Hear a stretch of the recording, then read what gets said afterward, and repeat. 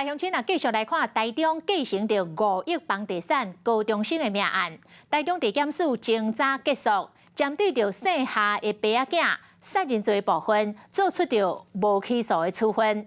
检方认定高中生确实是为10楼顶坠楼死亡，也毋过双方的婚姻，检方认定是假结婚，所以用伪造文书，甲这个姓夏的男子来起诉。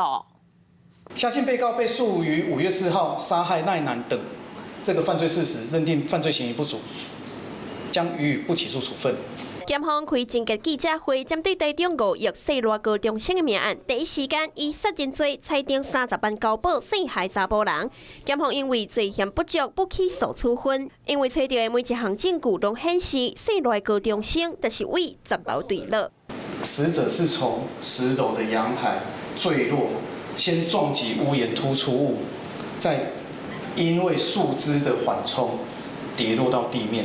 检方讲，一个10楼栏杆的外面有采集到高中生的 DNA， 推测高中生落来了后，先去弄掉2楼的迄刹时，才弹到手机，最后摔落去涂骹，所以讲才无大量的血迹。外界所建议我们的要去验所谓的葡萄催芽剂，或是马铃薯催芽剂，没有。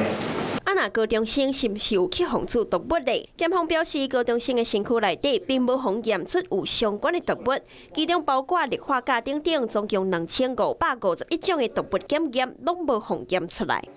胸部这边所产生的压擦痕迹，与护颈护套相符。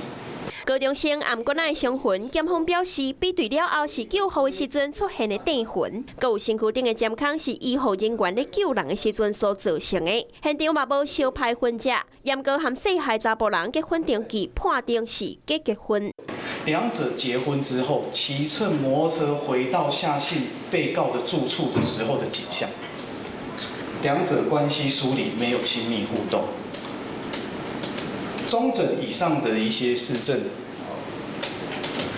检察官认定两者之间并无结婚的生意。细汉查甫人无杀人的直接证据，得到无起诉的处分，也毋过有假结婚、伪造文书的事实，所以检方以涉嫌伪造文书甲起诉。另外，夏姓男子的老爸同款是杀人罪无起诉，若高中生老母的委任律师会用的提起再议。